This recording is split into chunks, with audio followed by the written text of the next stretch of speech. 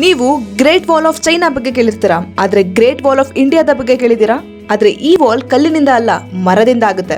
Recent ಆಗಿ government of India Aravalli green wall project ನ announce ಮಾಡಿದ್ರು. ಇದರಲ್ಲಿ ಗುಜರಾತ್ ನಿಂದ ಹರಿಯಾಣದವರೆಗೂ 1400 ಕಿಲೋಮೀಟರ್ ಅಷ್ಟು ಉದ್ದ ಮತ್ತೆ 5 ಕಿಲೋಮೀಟರ್ ಅಷ್ಟು ಅಗಲದ ಮರದ ಲೈನ್ ಅಥವಾ ವಾಲ್ ನ ಮಾಡಲಾಗುತ್ತೆ. ಇದು ಥಾರ್ ಡೆಸರ್ಟ್ ನ ಪೂರ್ವ ದಿಕ್ಕಿಗೆ ಹರಡೋದನ್ನ ತಡೆಯುತ್ತೆ. ಮೊದಲಾದ್ರೆ ಈ ಥಾರ್ ಡೆಸರ್ಟ್ ನ ಹರಡೋದನ್ನ ಅರಾವಳಿಯ ಬೆಟ್ಟಗಳು, ಮರಗಳು ನ್ಯಾಚುರಲಿ ತಡಿತಾ ಇದ್ವು. ಆದ್ರೆ ಈಗ ಮನುಷ್ಯರು ಮಾಡಿರೋ ಮೈನಿಂಗ್ಸ್ ಮತ್ತೆ ಡಿಫಾರೆಸ್ಟೇಷನ್ ನಿಂದ ಈ ಕೆಪಾಸಿಟಿ ಕಡಿಮೆ ಆಗ್ಬಿಟ್ಟಿದೆ. ಇದರಿಂದ ಥಾರ್ ಡೆಸರ್ಟ್ ನಿಧಾನವಾಗಿ ಎಕ್ಸ್ಪ್ಯಾಂಡ್ ಆಗ್ತಾ ಇದೆ.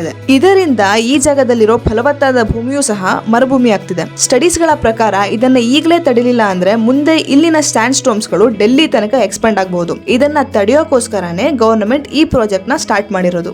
ಈ ತರ ಪ್ರಾಜೆಕ್ಟ್ ಇದೇ ಮೊದಲನೇದಲ್ಲ. ಸುಮಾರು ದೇಶಗಳಲ್ಲಿ ಈ ತರ ಪ್ರಾಜೆಕ್ಟ್ಸ್ ನ ಮಾಡಿದ್ದಾರೆ. ಫಾರ್ ಎಕ್ಸಾಂಪಲ್, ಆಫ್ರಿಕಾದ ಗ್ರೇಟ್ ಗ್ರೀನ್ ವಾಲ್ ಪ್ರಾಜೆಕ್ಟ್ ಇದನ್ನ 2007ರಲ್ಲಿ ಆಫ್ರಿಕಾದ 11 ಕಂಟ್ರೀಸ್ ಗಳು ಸೇರಿ ಮಾಡಿದ್ದು ಸಹಾರಾ ಡೆಸರ್ಟ್ ನ ಎಕ್ಸ್ಪಾನ್ಷನ್ ತಡೆಯೋಕೆ. ಹಾಗೆ ಚೈನಾದಲ್ಲಿ ಗೋಬಿ ಡೆಸರ್ಟ್ ನ ಎಕ್ಸ್ಪಾನ್ಷನ್ ನ ತಡೆಯೋಕೆ ಈ ತರ ಪ್ರಾಜೆಕ್ಟ್ ನ ಮಾಡಿದ್ರು.